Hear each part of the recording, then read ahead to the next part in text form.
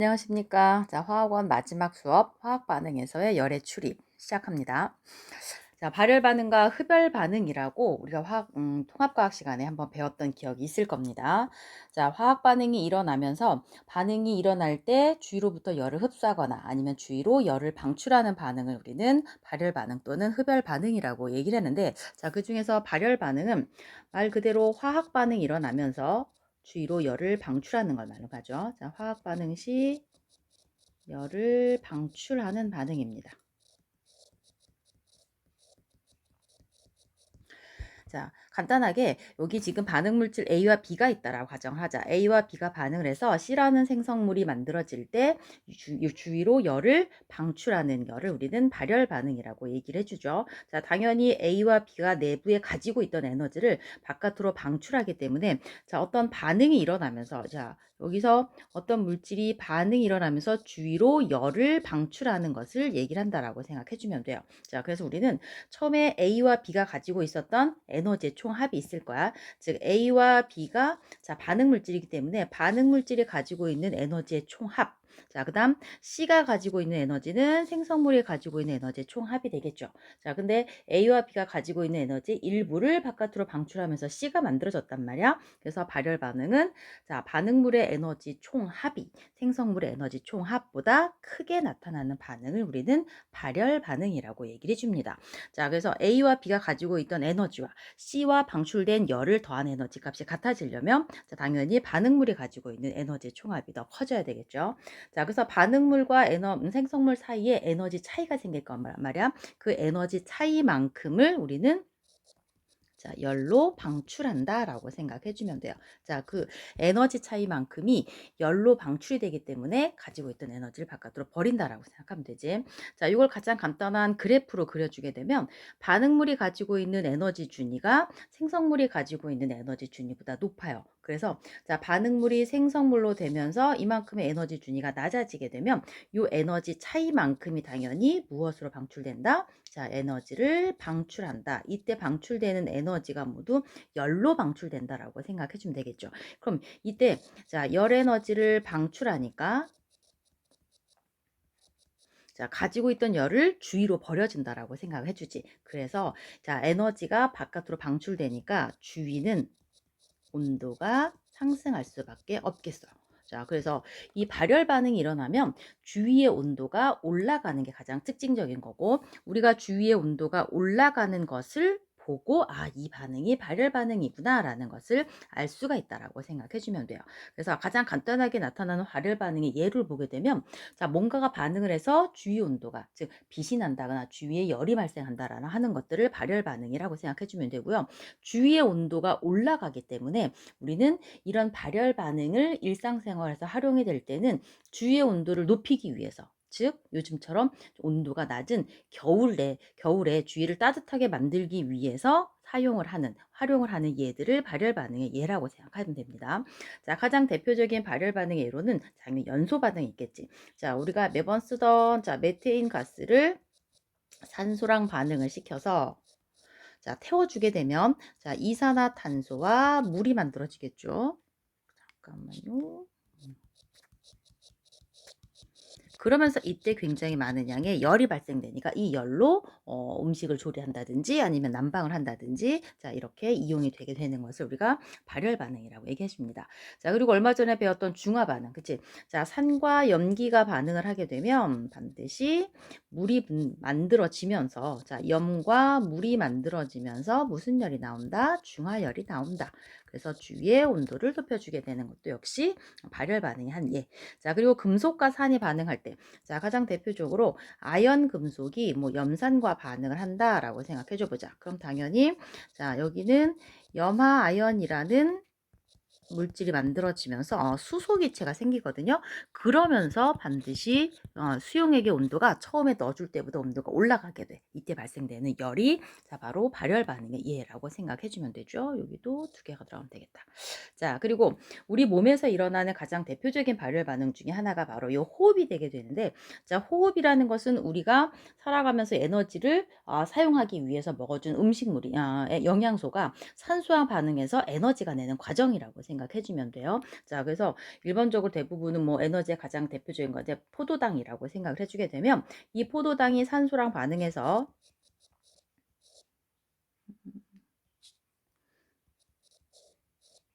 자, 산소랑 반응을 해서 이산화탄소와 물이 만들어지겠죠. 그러면서 굉장히 많은 양의 에너지가 발생된단 말이야. 이 에너지를 우리는 일상생활에서 사용하는 뭐 생활 에너지로 쓴다든지 체온을 유지한다든지 운동을 한다든지 사용되는 에너지라고 생각해 주면 돼요. 그래서 에너지가 바깥으로 방출되는 에너지, 방출되니까 발열 반응이라고 얘기한다. 자, 가장 대표적인 발열 반응이 얘들이 자, 이런 것들이 있을 거고 뭐 산과 염기가 산염기가 아니라 그 강산이나 강염기들이 물에 녹을 때도 굉장히 많은 양의 열이 발생을 하거든요. 이런 것들도 역시 발열 반응. 그리고 그 철이 녹슬 때 만들어지는 열도 있지. 금속이 부식할 때도 역시 가장 열들이 발생하게 되는데 이때 공기 중에서 금속들이 그 산화가 일어날 때 이제 녹슬 때는 굉장히 서서히 반응이 일어나기 때문에 만들어지는 열의 양이 그렇게 크지를 않을 거야.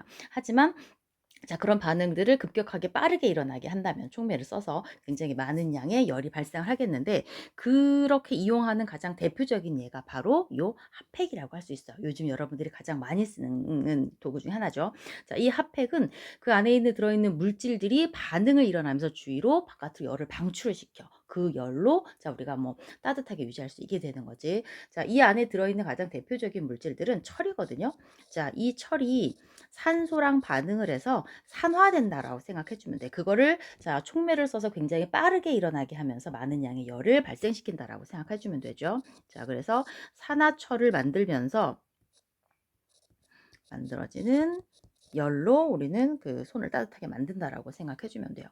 얘가 반응식이 완성이 되려면 이렇게 되면 되겠지. 그치? 자, 그 철이 산화철로 만들어지면서 굉장히 많은 양의 열이 발생된다. 자, 그리고 요즘 내리는 눈을 쉽게 녹이게 하기 위해서 눈 위에 뿌려주는 게 있단 말이야. 그치? 자, 그래서 제설제라는 걸 뿌려주는데 제설제 성분은 염화칼슘이죠. 자, 이 염화칼슘이 물에 녹아 들어가서 수용액으로 만들어질 때 굉장히 많이 열이 발생돼. 그래서 이 열로 눈을 녹인다라고 생각해 주면 되죠. 그래서 얘가 수용액 상태가 되면서 열이 발생한다. 즉 물에 녹으면서 용해열이라고 생각하시면 되죠. 녹으면서 열이 발생되니까 차가운 무둔을 쉽게 녹일 수 있는 상태가 만들어진다라고 생각하면 돼요. 자, 이렇게 주위로 열을 방출하면서 주위를 따뜻하게 만들어주는 반응들을 모두 다 발열 반응이라고 생각을 해주면 되게 되는 거죠. 자, 발열 반응이 있다면 그거랑 이제 반대가 되는 게 이제는 흡열 반응이 되겠지. 그치? 자, 흡열 반응은, 반응이 일어날 때 주위로부터 열을 흡수하면 되는 거야. 아까는 주위로 열을 버린다라고 생각했으면, 자, 발열 반응은, 화학 반응 시 열을 방출이 아니라 이제 흡수해야 되죠. 자, 흡수하면서 일어나는 반응을 흡열 반응이라고 얘기해 주는데 이 흡열 반응이 일어날 때는 주위에 있는 열을 흡수해서 일어날 수도 있고요. 아니면 주위에 있는 열로는 부족하니까 내가 열을 가해 줘야 돼. 뭐 열을 준다든지 아니면 전기를 준다든지 이런 에너지를 줘야지만 일어나는 반응들을 우리가 흡열 반응이라고 생각해 주면 되죠.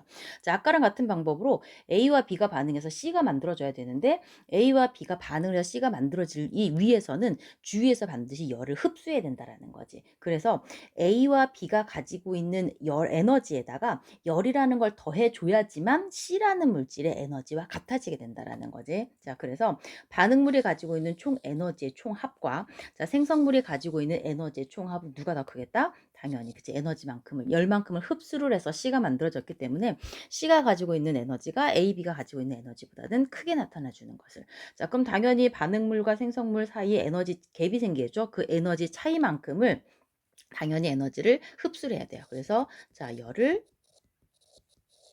흡수한다라고 생각해 주면 되겠지. 자, 그래서 같은 방법으로 에너지 그래프를 그려주게 되면 반응물이 가지고 있는 에너지가 생성물이 가지고 있는 에너지보다 낮아. 그래서 반응물이 생성물로 되기 위해선 이만큼의 에너지 차이만큼의 열을 뭐 해줘야 된다? 흡수해야 된다는 얘기죠. 그래서 여기는 에너지를 흡수해야 된다는 얘기가 되게 되는 거고 이때는 자, 당연히 열 에너지로 흡수를 해. 이때 열 에너지를 주위로부터 흡수를 하기 때문에 이 흡열 반응이 일어나게 되면 자, 주위의 온도가 아마나 낮아지는 효과가 생기겠죠. 그럼 그럼 아까 발열 반응은 주위 온도가 올라가니까 주위를 따뜻하게 만들어지는 때 사용하면 된다는 얘기고, 이건 주위의 온도가 낮아지니까 주위의 온도를 시원하게, 그래서 여름처럼 더위를 식히게 하기 위해서 주위의 온도를 낮출 때 사용되는 게 바로 흡열 반응이라고 생각해 주면 돼요. 자, 근데 우리 자연에서는 에너지 준위가 높을수록 불안정하다라 그랬잖아. 그치? 그래서 처음에 발열 반응 같은 거는 반응물이 생성물로 되면서 에너지 준위가 낮아지거든요. 그래서 만들어진 생성물이 반응물보다 좀 더 안정한 상태라고 생각해 주면 돼. 그래서 이런 발열 반응들은 스스로 잘 일어난다라고 생각해 주면 되지. 그치? 자, 그래서 더 안정한 상태의 물질이 만들어지는 게 발열 반응이라고 생각한다면, 흡열 반응은 발열 반응 물질이 열을 흡수해서 생성물이 만들어진 거야. 그럼 생성물은 반응물보다 에너지 준위가 높아지니까 더 불안정해진다는 얘기지. 그치? 그래서 요런 반응들은 자연적으로 일어나는 반응보다는, 자, 우리가 뭐 열을 줘야 된다든지 에너지를 줘야 된다든지 하면서 일어나는 반응들이라고 생각하면 됩니다. 자, 그래서 흡열 반응의 가장 대표적인 예는, 자, 열을 준다든지 전기를 준다든지 해서 분해 반응시킬 수 있어. 물질들을 분해시키기 위해서, 자, 그냥 가만히 둬서 분해되는 게 아니라 열을 주거나 전기를 줘서 반응이 일어나게 하는 것들을 우리가 흡열 반응이 가장 대표적인 예가 되는 거죠. 자, 전기 분해의 가장 대표적인 건 당연히 물이야. 그치? 자, 물을 내가 분해시키기 위해선 당연히 전기를 통해 줘야 되겠죠. 그래서 전기 에너지를 준다라고 생각해 주면 돼. 그러면, 자, 수소 기체와 산소 기체가 2대 1의 부피비로 만들어지지. 자, 이때는 반드시 무슨 에너지가 들어가야 된다고? 그치, 전기 에너지가 흡수가 돼야지만 반응이 일어난다라고 생각해 주면 돼요. 자, 열분해 같은 것들도 가장 대표적인 게 우리 식소다로 쓰이는 그 탄산수 나트륨이란 말이야. 자, 탄산수소 나트륨 고체를 분해시키기 위해서는 가열을 해줘야 돼. 열 에너지를 줘야지 돼. 그래서 탄산수 나트륨이 열 에너지를 흡수하게 되면 탄산 나트륨이라는 고체와 이산화탄소와, 아이고야, 고체가 아니죠? 물이 만들어지겠지. 그치? 자, 요거는 얘가 두 개만 하면 되겠다. 자, 그래서 열 에너지를 흡수하면서 분해가 일어나는 반응. 자, 그리고 아까 발열 반응의 대표적인 인체에서 일어나는 중에는 호흡이 있었다면, 자, 이 호흡의 가장 반대가 되면은 우리는 항상 광합성하고 호흡하고는 같이 묶어서 나타내 준단 말이야. 그래서 호흡 과정의 반대가 광합성이 되게 되는 거죠. 자, 광합성은, 자, 공기 중에 있는 이산화탄소와, 자, 물을 이용을 해서, 자, 포도당을 만들어내.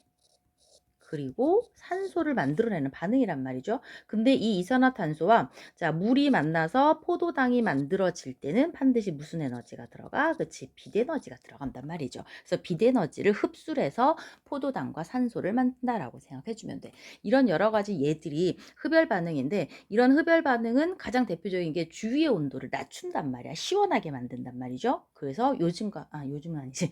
여름에 가장 많이 쓰인다라고 생각해 주면 돼. 그래서 핫팩의 반대가 되는 냉각팩 있다는 얘기지. 자, 이런 냉각팩 같은 것들은요, 우리가 뭐 어떤 물질이 물에 녹아서 온도를 낮추게 하는 시원한 반응이 일어나게 하는 반응, 하는 물질이 있어요. 자, 그럼 그 물질에 의해서 열을 흡수하니까 시원하게 만들어준다라고 생각해 주면 되거든. 자, 가장 대표적인 그 냉각팩으로 이용되는 게, 질산암모늄. 이라는 물질이야.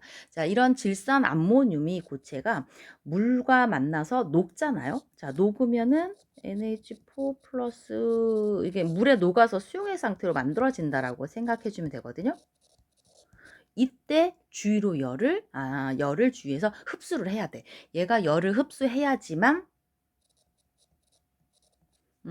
얘네 둘이 녹는다는 얘기지. 그래서 그냥 물에다가 내가 질산암모늄만 넣고 녹여줬는데 물이 시원해지는 효과가 생기게 되는 거야. 왜? 원래 물이 가지고 있던 에너지를 질산암모늄이 흡수를 하면서 녹아지게 되는 거거든요. 그래서 물은 질산암모늄한테 열을 빼앗겠다라고 생각해주면 되지. 그래서 질산암모늄이 열 에너지를 흡수하면서 물에 녹는 거. 그래서 우리 왜 열이 날 때 이마에 붙이는 그 냉각 패드 같은 것들 있잖아요. 이런 물질들이 모두 다, 자, 이런 반응을 이용했다라고 생각하면 되는 거고, 자, 그다음에 주위를 시원하게 만들어지는 가장 대표적인 도구 중에서 에어컨이나 냉장고, 이런 에어컨이나 냉장고 속에 들어있는 냉매가 주위에 있는 열을 흡수하면서 일어나는 반응이라고 생각을 해주면 되게 되는 거예요.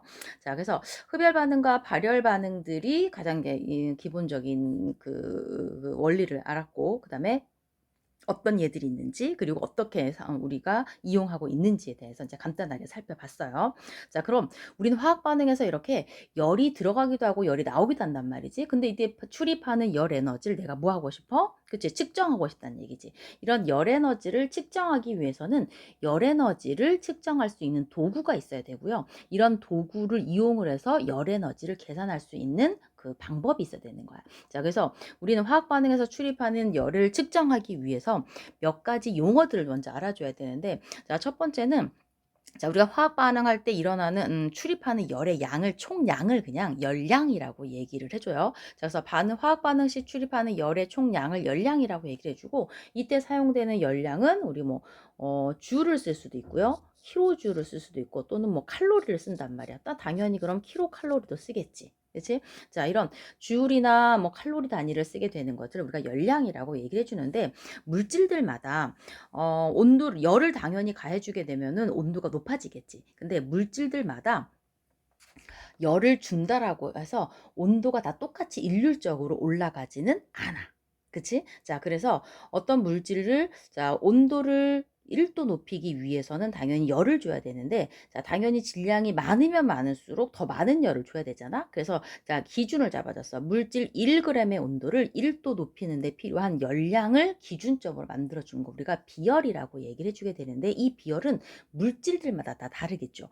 어떤 물질은 열을 조금만 줘도 온도가 금방 올라가는 애가 있어. 근데 어떤 애들은 열을 많이 줘야 겨우 온도가 1도 높아지는 애들이 있단 말이죠. 자, 그래서 이 비열은 자, 물질 1g의 온도를 1도 높이는 데 필요한 열량이라고 정의를 내려주고, 같은 물질의 비열은 질량에 상관없이 일정해. 왜? 질량을 1g으로 기준을 정해졌기 때문에. 그래서 자, 같은 물질의 비열은 질량에 상관없이 일정한 값을 갖게 되는데, 어떤 물질이 출입할 때 관련되는 열량이 있었잖아요. 자, 이 열량은 상태에 따라서 열량이 달라질 수 있어. 자, 예를 들면 내가 물을 수증기로 만들 때랑 얼음을 수증기로 만들 때랑은 좀 달라진다는 얘기지. 그래서 자, 이 열량이라는 것은 자, 같은 물질이라도 물질의 뭐에 따라서 상태에 따라서 달라질 수 있어요. 그치? 이때 출입하는 열량은, 자, 예를 들면 무슨 얘기냐면, 자, 물이 있어. 이 물 액체를 H2 기체로 만들 수 있잖아요. 그치? 즉, 물을 끓여서 수증기를 만들 수 있어. 물을 끓여서 수증기로 만들 때 들어가는 열량 에너지 값이랑, 자, 얼음을 물로 만들 때 들어가는 에너지 값은 다를 수 있다는 얘기지. 이때 들어가는 출입하는 에너지들은 모두 다를 수가 있다라고 생각을 해주면 돼. 자, 우리 아까 발열 반응, 흡열 반응에서 안 했던 것 중에 가장 대표적인 상태 변화 있거든요. 고체가 액체로 되거나 액체가 기체로 될 때는 열을 당연히 흡수해야지만 일어나는 흡열 반응이 되게 되는 거고, 기체가 액체가 되거나 아니면 액체가 고체가 될 때, 이때는 주위로부터 열을 버려야지만, 주위한테 열을 버려야지만 일어나는 발열 반응이라고 생각해주면 돼요. 그래서 자, 화학 반응 시 출입하는 열의 양은 상태에 따라서 달라질 수 있어. 같은 물질이라도. 하지만 비열은 같다는 얘기가 되는 거죠. 자, 질량도 정해져 있기 때문에, 그래서 이 비열의 단위는 자, 줄 퍼 그램 도시로 정해져 있어. 즉 1g을 1도씨 높이는 당 필요한 에너지라고 생각해 주면 되는 거고요. 만약에 여기가 킬로줄이 나오게 되면 당연히 킬로그램 도씨가 되면 되겠지. 그치? 자, 그래서 비열이 크면 클수록 우리가 어떤 물질에 온도를 1도 높이는데 많은 열량이 들어간다는 얘기야. 즉 비열이 크다는 얘기죠. 그렇다는 얘기는 온도가 쉽게 변하지 않는다라고 생각해 주면 돼. 그래서 비열이 크면 클수록 온도 변화가 어렵다라고 생각하면 되지. 용어가 갑자기 생각이 났어. 자, 비열이 크면 클수록 온도 변화가 쉽지가 않아. 그래서 우리가 예전에 통합과학 시간에 배웠었던 것 중에 해풍, 육풍, 해류풍 할 때 물하고 모래의 비열을 썼거든요. 물은 비열이 큰 편이야.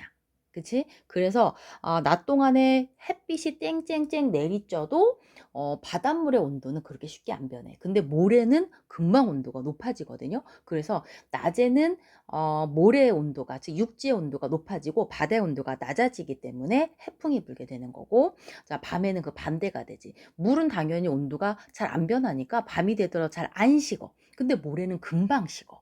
그치? 그래서 자 밤에는 육풍이 불게 되고 자, 이런 것들을 우리가 예전에 배웠었던 거라고 생각해 주면 돼요. 그래서 우리가 일반적으로 가장 많은 용매로 쓰이는 게 바로 물이기 때문에 물의 비열들은 굉장히 자주 나옵니다. 그래서 물의 비열은 자 4.2 줄 퍼 그램 도씨로 알고 있으면 되고요. 자 우리는 기름들 일반적으로 그러니까 식용유 같은 기름을 얘기해 주면 돼. 자, 이 기름의 비열은 자, 물의 반밖에 안 돼요.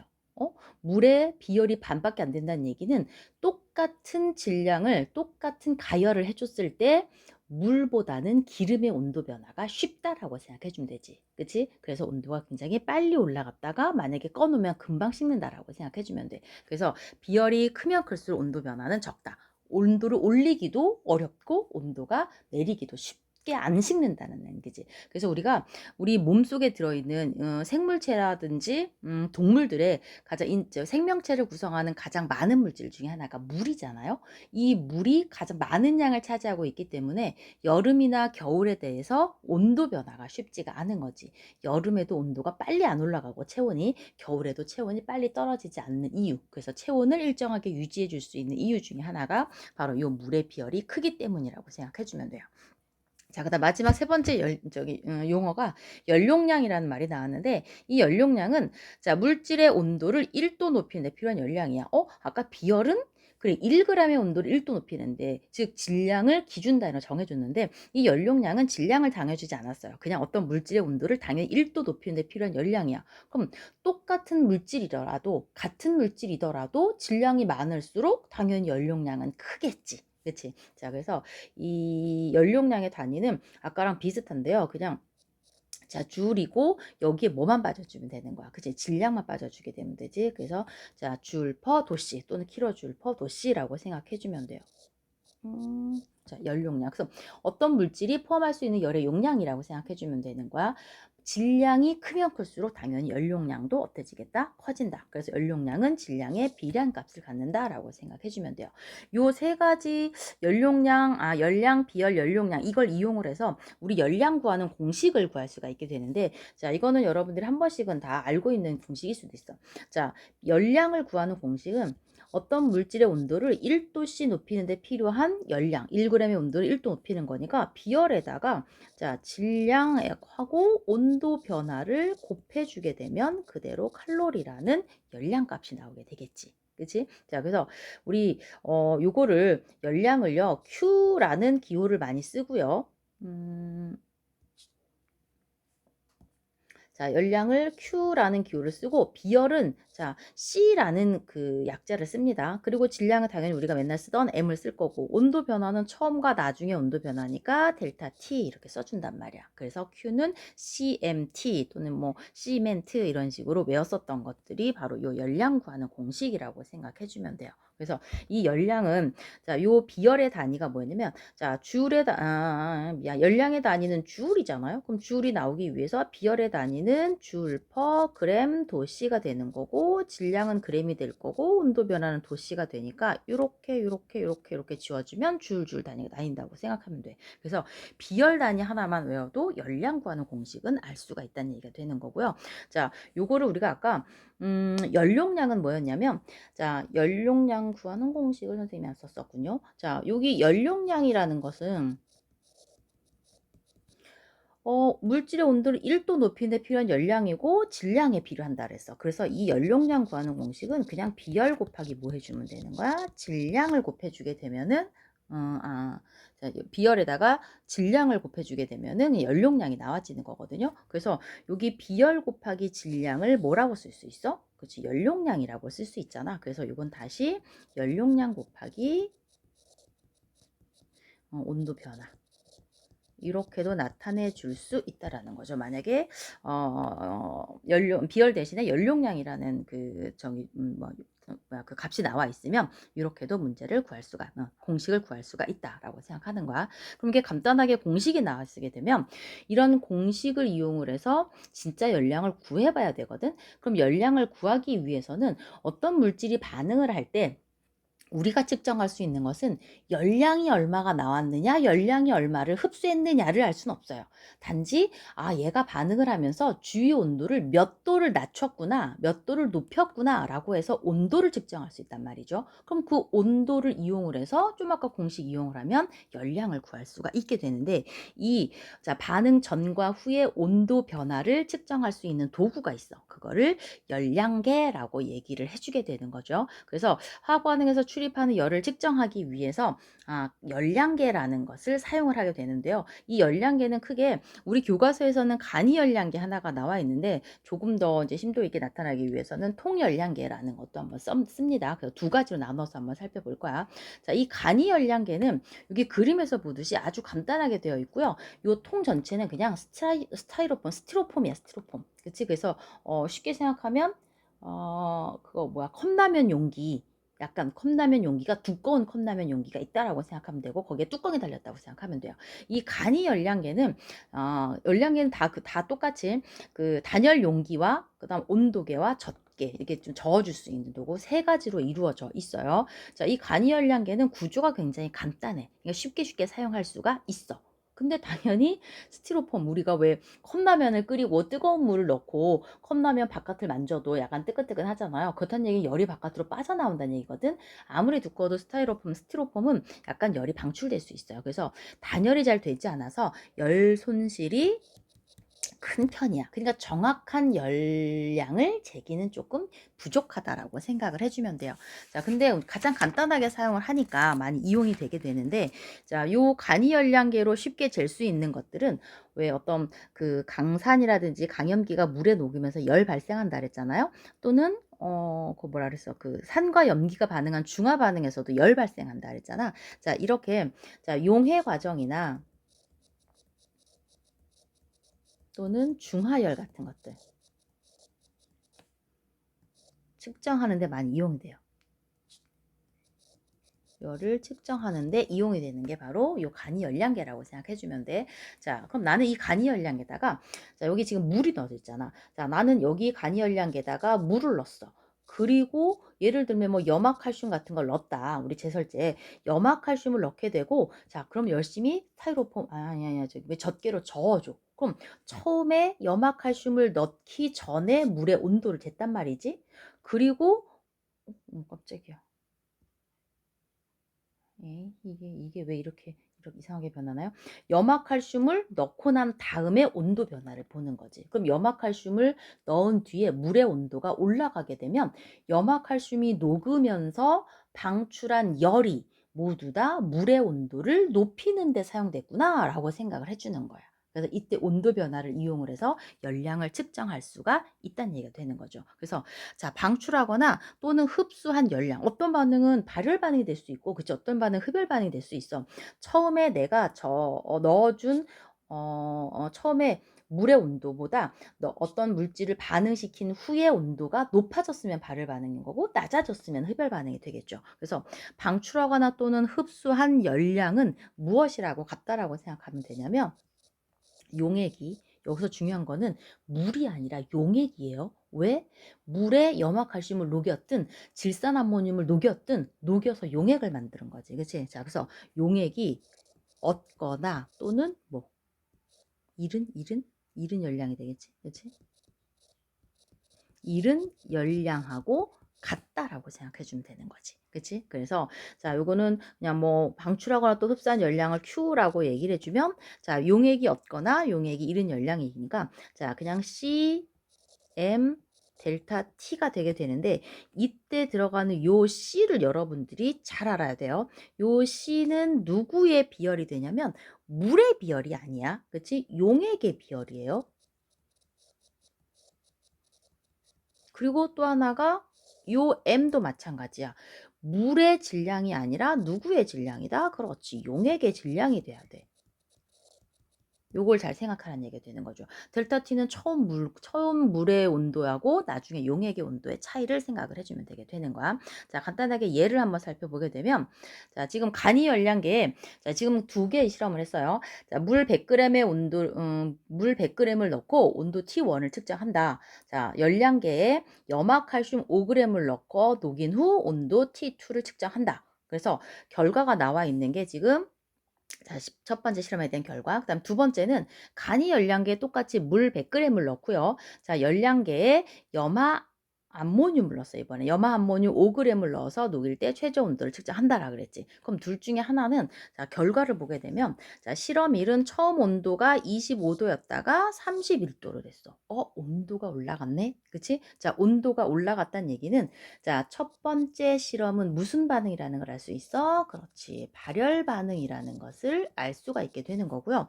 자, 두 번째 실험은 처음 온도 25도씨였는데 나중 온도가 21도씨로 낮아졌네. 그치? 그러면 자, 두 번째 반응은 무슨 반응이다? 흡열 반응이다라는 걸 알 수 있어. 물이 가지고 있는 열을 자, 염화암모늄이 흡수하면서 열을 발생했다라고 생각하면 되지. 그럼 자, 첫 번째 반응에서 발생된 열량을 한번 구해보자. 여기는 계산하기 편하게 그냥 용액의 비열은 모당 다 4.2 J/g도씨라고 하자라고 정해놨어요.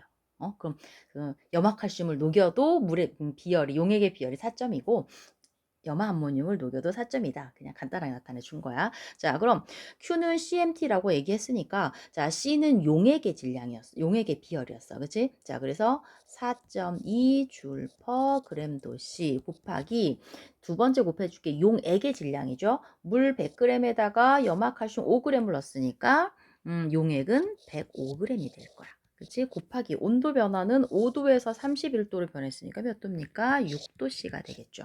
이게 구하는 게 바로 열량이야. 어라, 이거는 계산을 내가 못하겠네요.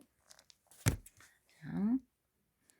계산기를 한번 두드려 봅시다. 자, 그래서 4.2 곱하기 여기서 중요한 거는 여기도 여기 g이잖아요. 그럼 여기도 반드시 g으로 맞춰줘야 돼.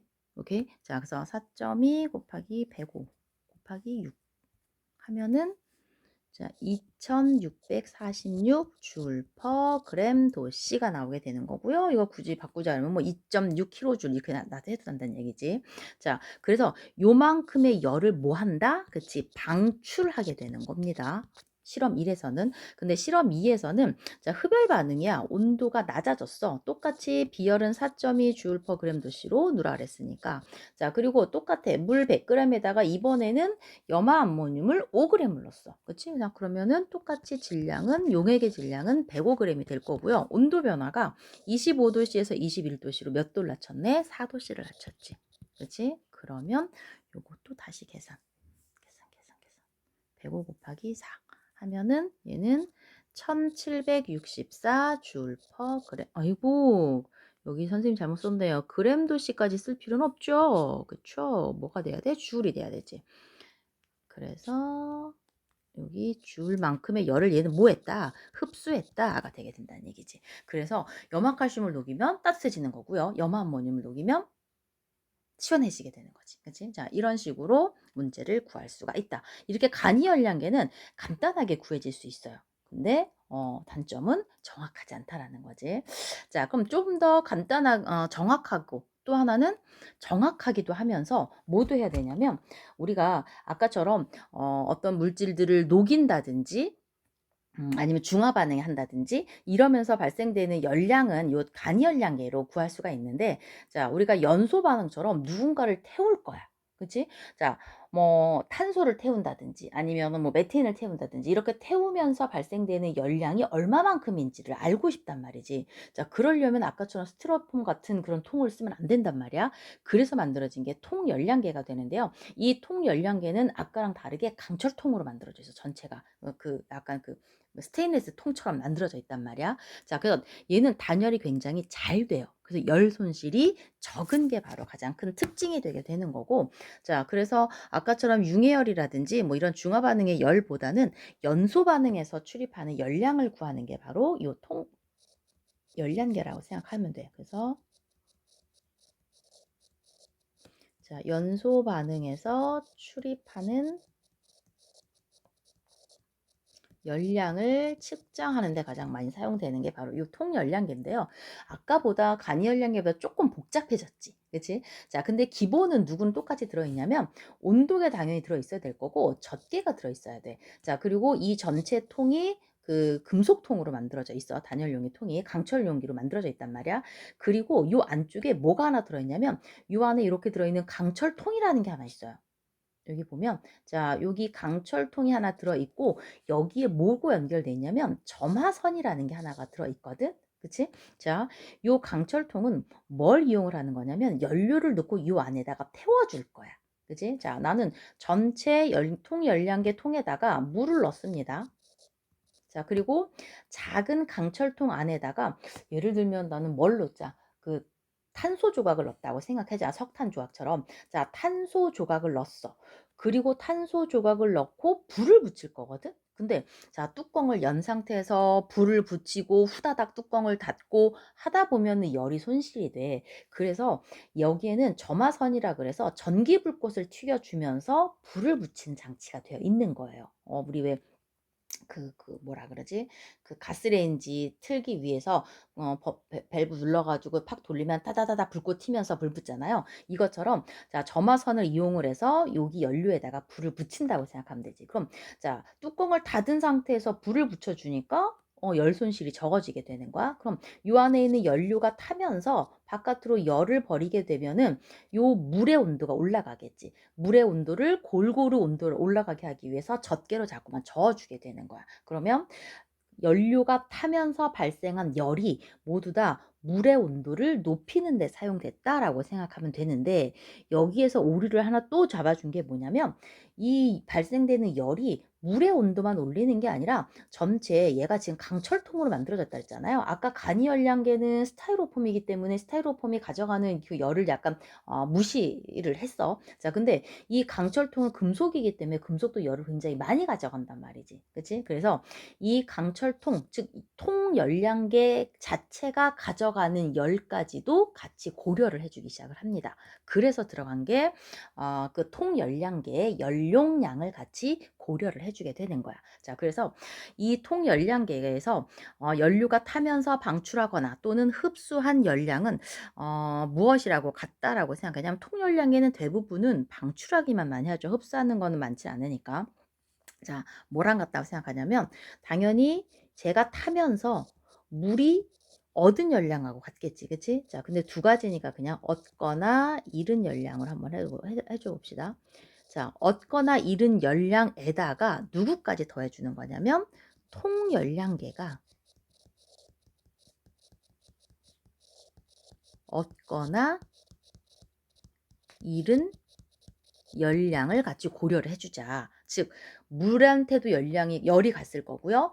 통한테도 열이 갔을 거라는 얘기가 되는 거지. 이 두 가지를 같이 고려해 주는 게 바로 이 통열량이야. 그러니까 오차가 적어지게 되는 거야. 그래서 이 Q는 지금 물이 얻은 열량 이거나 또는 잃은 열량은 그냥 C, M, 델타 T로 해주면 되거든요. 이때 요 C는 물에 뭐가 되는 거야? 비열이 되게 되는 거지. 요 밑에다 적어볼까요? 여기는 용액이 아니야. 그치? 왜? 섞인 게 아니기 때문에. 그래서 얘는 자, 물의 비열이 되게 될 거고요. 자, 요 M은 물의 질량이 되게 될 거야. 얘는 물의 질량. 그 다음 여기다 더하기 통열량계가 얻거나 잃은 열량을 해줬단 말이지. 근데 이 통열량계도 뭐 통열량계 비열 이거 아니라 이번에는 통열량계는 그 통 전체가 가지고 갈 수 있는 열량을 우리가 연용량으로 정해줬어요. 그래서 얘는 통열량계의 연용량으로 해주면 돼요. 그래서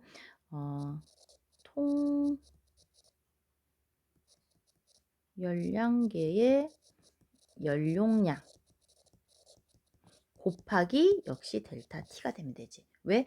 연용량 곱하기 델타 T가 뭐라 그랬으니까. 아까 어디 있었어요? 아까 어디 있었어요? 어디까지 가야 돼? 자, 우리가 열량이 연용량 곱하기 온도 변화가 열량이라고 얘기해 줬단 말이지. 그치? 그래서 통열량계의 연용량 곱하기 온도 변화로 나타내 주게 되는 거야. 요렇게까지 고려를 해 주니까 여기 오차가 적다라고 얘기해 줬습니다. 자, 요것도 간단하게 예를 한번 보면, 자, 다음은 글씨가 잠깐 정확하지 않네. 자, 통열량계를 이용해서 메탄올의 연소열을 측정하는 실험이다. 자, 메탄올이 연소하면서 얼마만큼의 열이 발생하는지를 알게 된다는 얘기지. 자, 통열량계에 온도가 25도씨인 물 1000g을 채운 후 메탄올 1g을 열량계에 시료 접시에 넣고 완전 연소시킨다.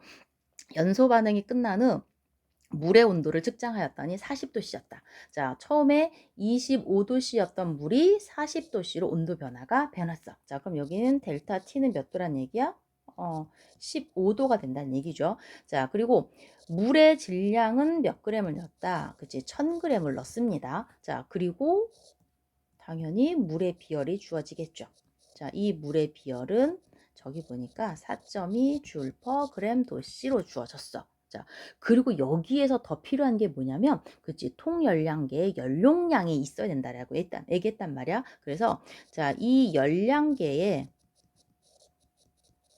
연용량을 봤더니 얼마로 주어졌냐면, 자, 1.8kJ/도씨로 주어졌거든요. 여기서 중요한 게, 자, 얘네들이 같이 더하기를 해주려면 뭐가 같아야 된다? 단위가 같아야 돼. 근데, 자, 여기 물의 비열은 줄로 주어졌는데 연용량이 킬로줄로 고쳐졌으니까 얘는 줄로 바꿔줘야지 돼요. 그래서 얘는 1800줄/도씨라고 생각해 주면 되지. 자, 그럼 온도 변화가 아까 두 개 있었단 말이에요. 여기도 델타 T가 있었고 델타 T가 있었지. 자, 여기 있는 연료가 타면서 온도가 올라가게 되면 물의 온도가 올라간 만큼 누구도, 그치, 열량계의 금속의 편도 온도가 올라가게 되는 거야. 즉 열평형이 일어나서, 그래서 물의 온도 변화와 열량계의 온도 변화가 같다라고 생각을 해주게 되는 거죠. 자, 그래서 요 값을 이용해서 그대로 Q를 구해주게 되면, 자, Q는 처음에 물이 얻은 열량은 CMT였어. 그래서 물의 비열 4.2 줄/g 도씨. 물의 질량이 1000g. 온도 변화는 15도씨. 여기다 더하기, 그치, 열량계가 얻은 열량도 해줘야 돼. 그래서 열량계의 연용량 곱하기 온도 변화를 했었단 말이죠. 그래서 1800 줄/도씨, 똑같이 온도 변화는 15도씨야. 그치? 요것을 계산이 돼야 됩니다. 미안하, 이것도 역시 계산기를 막 두들겨야 되겠네요.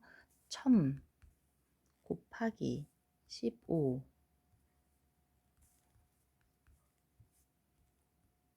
이거는 딱 떨어지네요. 9만 줄이 나와. 그럼 이거는 얼마로? 90kJ 이렇게 바꿀 수 있겠다. 그치? 자, 이렇게 구하는 게 바로 통열량계를 이용을 해서 열량을 구하는 방법입니다. 자, 그래서 우리는 물질들이 반응을 하면서 열이 들어가거나 열이 방출되는 발열 반응, 흡열 반응의 정의를 알게 된 거고, 그 발열 반응이나 흡열 반응이 일어날 때 발생되는 열량이 도대체 얼마인지를 측정해내기 위한 도구, 그게 바로 열량계가 되는 거고요. 그 열량계에서 온도 변화를 이용을 해서 출입한 열의 양을 구하는 게 바로 열량 Q는 CMT라는 것들을 배우게 된 거예요. 자, 요 뒷부분이 모의고사라든지 수능에서도 가끔씩 출제가 되는 부분이기 때문에 선생님이 시간이 없지만 이렇게 그 영상을 통해서라도 수업을 하려고 했었던 부분들이고요. 자, 여러분들이 그 마지막 이제 화1은 이제 마지막으로 다 끝나게 된 거고요. 이 화1을 바탕으로 해서 화2 수업이 이제 진행이 되게 될 거고, 여러분들이 수능 과목으로 화1을 선택을 하게 된다면 방학 동안에 화1 첫 번째 단원부터 마지막 단원까지 내가 이해가 안 됐던 부분, 어려웠던 부분들 다시 한번 꼭 살펴봐 줘야 될 거고요. 우리가 3학년이 되면서는 화1을 다시 한번 공부를 체계적으로 한다라는 게 그렇게 쉽지는 않아요. 그래서 뭐 모의고사라든지 이런 거 볼 때마다 조금씩 건들게 되게 되는데, 이 탐구 과목이 등급 따기가 그렇게 쉽지 않은 단원이라는 건 여러분들을 2학년 때 계속 모의고사를 보면서 알았단 말이지. 그치? 그래서 조금 방학 때 여러분들이 체계적으로 준비를 해서 3월부터 모의고사 실시하는데 이 3월에 실시되는 모의고사는 화원 전단원이 한꺼번에 다 나오기 때문에 3월부터 11월 수능까지 거의 난이도가 비슷하다라고 생각을 해주면 됩니다. 자, 여러분 고생하셨고요. 이걸로 자, 화학 수업은 마치겠습니다.